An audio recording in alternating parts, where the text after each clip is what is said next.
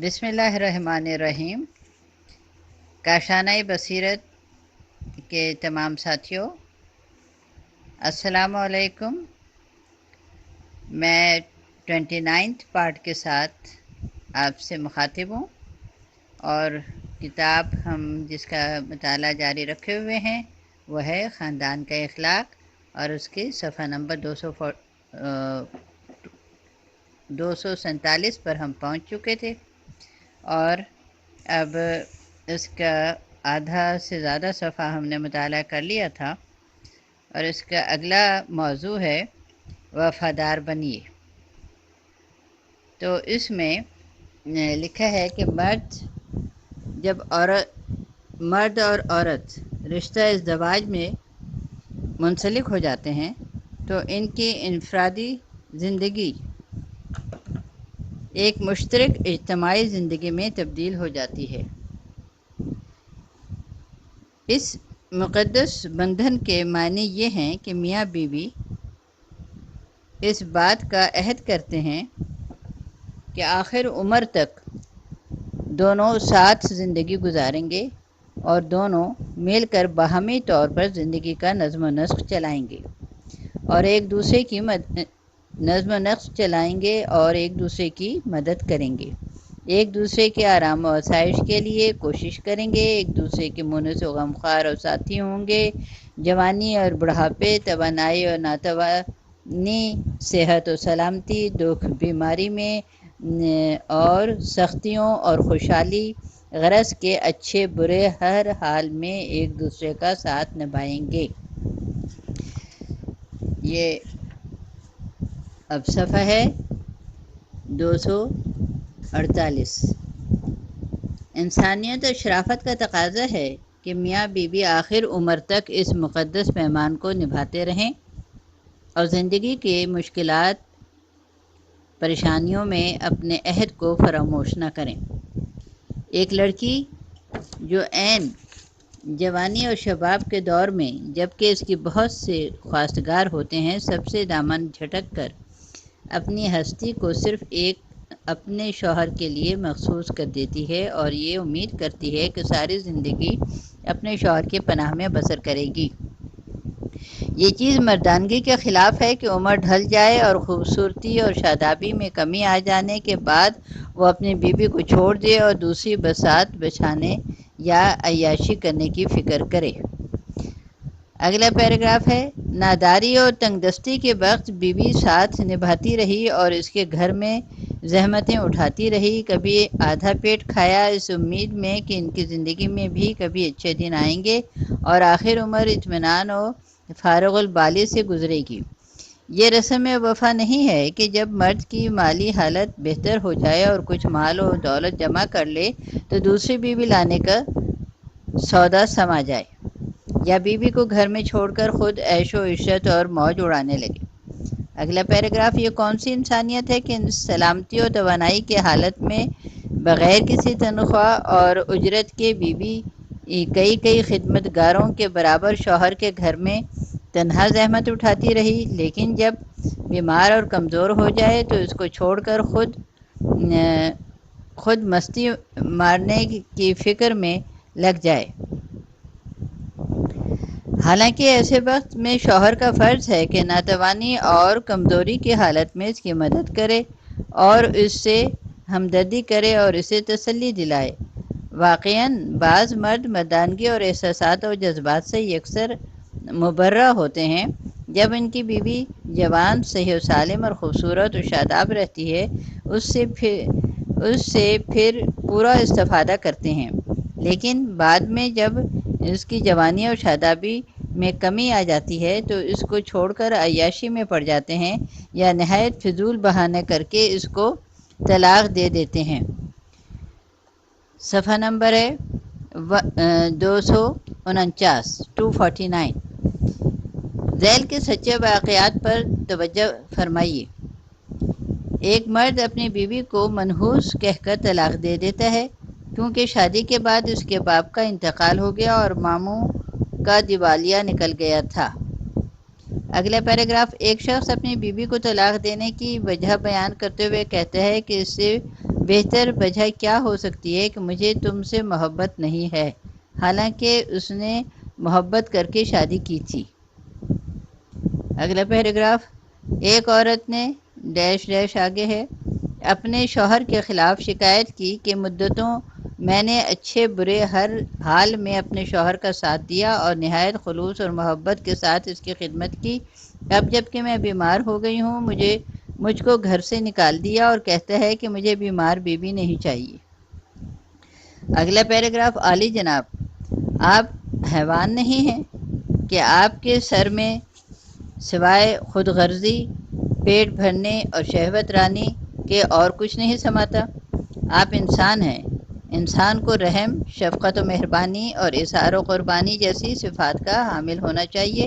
ایک معصوم لڑکی نے آپ کی خاطر اپنے ماں باپ اور رشتہ داروں کو چھوڑ کر اپنی جوانی، شادابی اور عفت و عصمت کو آپ کے سپرد کر دیا۔ ایک خدمت گار سے بڑھ کر آپ کے گھر میں زحمتیں اور تکلیفیں برداشت کیں، ہر حال میں آپ کا ساتھ دیا، ہر طرح کا رنج و محرومی برداشت کی۔ کیا یہ سزاوار ہے کہ آپ اس کو چھوڑ کر عیاشی کی فکر میں پڑ جائیں؟ Question mark. اپنے اس طرز عمل سے آپ اس پر ظلم و ستم ڈھا رہے ہیں اور ستمگار کو اسی دنیا میں اس کے اعمال کی سزا مل جاتی ہے۔ اگر آپ کسی اور عورت کے ساتھ عیاشی کرتے ہیں تو چند لمحوں کی لذت کی خاطر سینکڑوں ذہنی پریشانیوں اور الجھنوں میں گرفتار ہو جائیں گے۔ آپ کی عزت و آبرو خاک میں مل جائے گی اور لوگوں میں آپ خود غرض اور بے رحم مشہور ہو جائیں گے۔ آپ کے بچے آپ کی اس حرکت سے رنجیدہ خاطر ہو جائیں گے اور ہر روز آپ کی پریشانی اور الجھن میں اضافہ ہوتا رہے گا۔ اگر آپ کی بیوی بیمار ہے تو اس کا علاج کرائیے تاکہ صحت یاب اور صحیح و سالم ہو جائے۔ اگر اس کا مرض لا علاج ہے تو اپنے مردانگی اور اظہار اور فداکاری کا ثبوت دیجیے اور جب تک زندہ رہے دوسری شادی نہ کیجیے۔ اگلا پیراگراف، کیا آپ کا ضمیر آپ کو اس بات کی اجازت دیتا ہے کہ ایک مریض جو اپنی بیماری کے سبب خود ہی دکھی اور پریشان ہے اسے آپ مزید رنج پہنچائیں؟ Question mark. اگر آپ اس کی جگہ ہوتے اور بیماری اور سختی میں مبتلا ہوتے تو اس سے کیا توقع رکھتے؟ Question mark. وہی توقع وہ آپ سے رکھتی ہے۔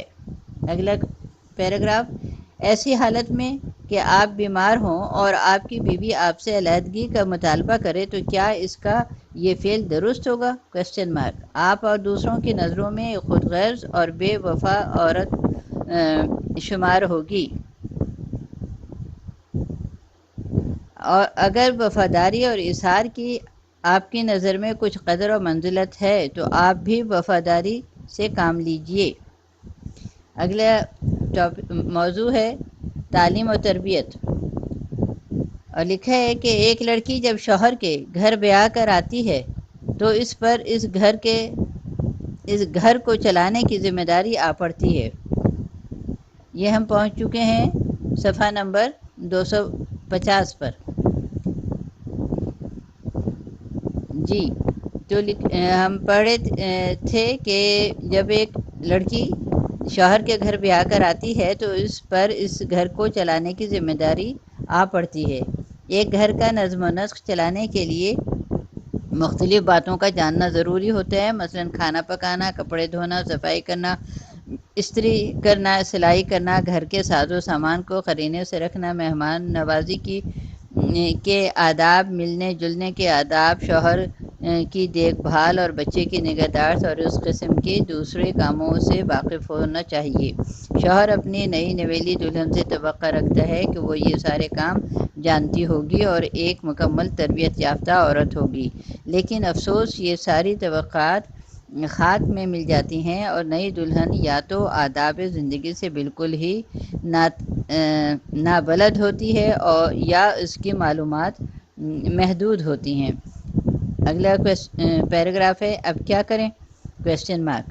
ہمارے سماج کی یہ بھی ایک بڑی خامی ہے کہ نہ ماں باپ اپنی لڑکی کو آداب و زندگی سکھاتے ہیں اور نہ ہی اسکول کالج کے نصاب میں اس قسم کی تعلیم و تربیت دینا شامل ہوتا ہے۔ حالانکہ بجائے بے فائدہ چیزیں سکھانے کے لڑکیوں کو آداب زندگی کی تعلیم دی جائے تو ان کے کام بھی آئے گی۔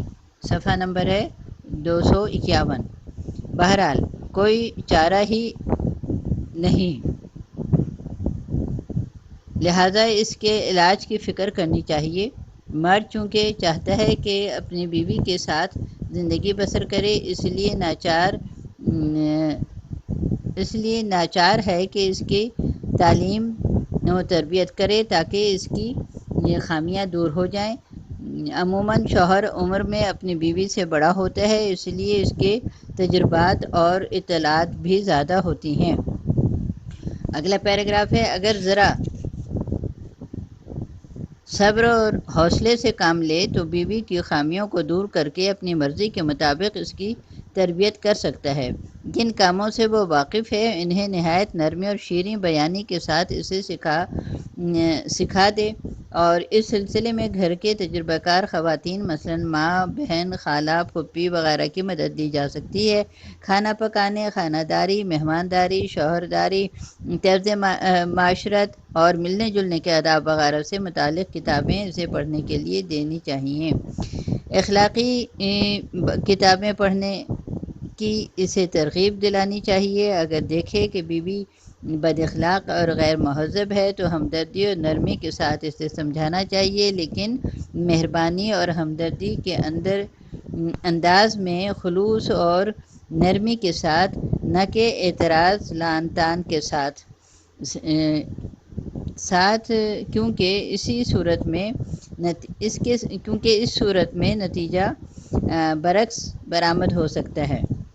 اگلا پیراگراف ہے، مرد اگر شادی کی شروع کے 1-2 سال ذرا صبر و حوصلے سے کام لے اور عقل و تدبر کے ساتھ اپنی بیوی کی تعلیم و تربیت پر کمر ہمت باندھ لے تو اپنی مرضی کے مطابق اس کی تربیت کر سکتا ہے،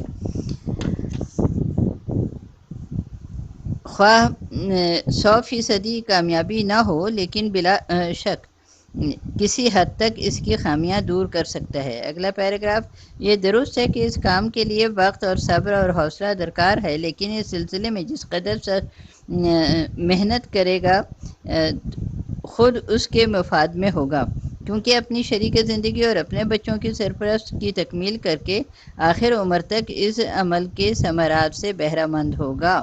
اگلا پیراگراف، اگر ایک اہم امر جس پر مرد کو توجہ دینی چاہیے وہ یہ ہے کہ اس کی نئی نویلی دلہن ایک مسلمان لڑکی ہے اور قاعدے سے اس کو دین اسلام کے احکام اور قوانین سے واقف ہونا چاہیے۔ لیکن اب صفحہ نمبر ہے 252۔ اکثر لوگ اسلام کی شرعی مسائل سے ناواقف ہوتے ہیں، حتیٰ کہ اسلام کے ابتدائی تعلیمات مثلاً نماز، وضو، غسل اور تیمم وغیرہ جیسے بنیادی احکامات سے بھی بعض لڑکیاں ناواقف ہوتی ہیں۔ البتہ یہ ماں باپ کا فرض ہے کہ اپنی لڑکیوں کو اسلام کے احکام و قوانین سے روشناس کرائیں اور واجب احکام یاد کرائیں، لیکن اب جب کہ انہوں نے اس سلسلے میں کوتاہی کی ہے اور سادہ بے گناہ لڑکی کو تعلیم دیے بغیر شادی کے بندھن میں باندھ دیا ہے، تو اہم اور سنگین فریضہ شوہر پر عائد ہوتا ہے کہ اس کو دینی مسائل سے روشناس کرائے اور اسلام کے واجبات اور محرمات یعنی واجب اور حرام چیزوں کے بارے میں بتائے، اس کے عقل و فہم کے مطابق اس کو اسلامی اخلاق اور قواعد کی تعلیم دے۔ اگر آپ خود اس کام کو انجام دے سکیں تو کیا کہیے۔ اس کے علاوہ اہل علم سے مشورہ کر کے سود مند اور علمی اور اخلاقی اور دینی کتابیں اور رسالے مہیا کر کے اسے پڑھنے کی ترغیب دلائیے۔ اسلامی دینی مسائل کی کتاب اس کو پڑھنے کو دیجیے۔ ضرورت ہو تو ایک قابل اعتماد اور عالم و دیندار استاد کو اس کی تعلیم و تربیت کے لیے مقرر کیجیے۔ اگلا پیراگراف، بہرحال بیوی کو اچھی باتوں کی طرف راغب کرنا، منکرات سے روکنا اور اس کی رہنمائی کرنا شوہر کا فرض ہے۔ اگر اس نے اپنے اس فریضے کو ادا کیا تو ایک دیندار، نیک اور مہربان، خوش اخلاق اور دانا بیوی کی ہمراہی میں زندگی بسر کرے گا اور اخروی ثواب کے علاوہ اس دنیا میں ہی کامیابی سے ہمکنار ہوگا۔ اور اگر اپنے اس فریضے کو انجام دہی میں کوتاہی کی تو اس دنیا میں ایک ضعیف الایمان اور لا علم بیوی کا ساتھ رہے گا جو دینی اور اخلاقی اصولوں سے بے بہرا ہوگی، اور قیامت میں بھی خداوند قہار اس سلسلے میں باز پرس کرے گا۔ خداوند بزرگ و برتر قرآن مجید میں فرماتا ہے، اے ایماندارو، خود اپنے آپ کو اور اپنے خاندان والوں کو جہنم کی اس آگ سے بچاؤ جس کا ایندھن آدمی اور پتھر ہوں گے۔ اگلا لائن ہے اور اس صفحے کی آخری لائن کہ امام جعفر صادق علیہ السلام فرماتے ہیں کہ جس وقت مذکورہ آیت نازل ہوئی اس کو سن کر ایک مسلمان رونے لگا اور بولا، میں خود اپنے نفس کو آگ سے محفوظ رکھنے سے عاجز ہوں، جائے کہ اس پر مجھے یہ ذمہ داری سونپی گئی ہے کہ اپنے خاندان والوں کو بھی دوزخ کی آگ سے بچاؤں۔ پیغمبر اکرم صلی اللہ علیہ وآلہ وسلم نے فرمایا، اسی قدر کافی ہے کہ جن کاموں کو تم انجام دیتے ہو اسی کو کرنے کو ان سے کہو، اور خود جن کاموں کو نہیں چاہیے اور جن کاموں کو تمہیں چاہیے کہ ترک کرو ان سے انہیں روکتے رہو۔ یہ صفحہ نمبر ہے 253۔ اگلی لائن ہے، پیغمبر اکرم صلی اللہ علیہ وآلہ وسلم نے فرمایا، مرد کو خاندان کا سرپرست مانا گیا ہے۔ ہر سرپرست کے ذمہ اپنے ماتحتوں کی نسبت ذمہ داری ہوتی ہے۔ اگلا لائن ہے کہ رسول خدا صلی اللہ علیہ وآلہ وسلم نے عورتوں کو یاد دہانی کرائی ہے کہ قبل اس کے کہ وہ بریکٹ میں لکھے شوہر تمہیں برے کام کرنے پر مجبور کریں، تم انہیں نیک کام کرنے کی ترغیب دلاؤ۔ یہاں پر ہمارا یہ موضوع اختتام کو پہنچا، اور اگلے موضوع کے لیے ہم اگلی آڈیو میں انشاءاللہ ملاقات کریں گے۔ اللہ حافظ۔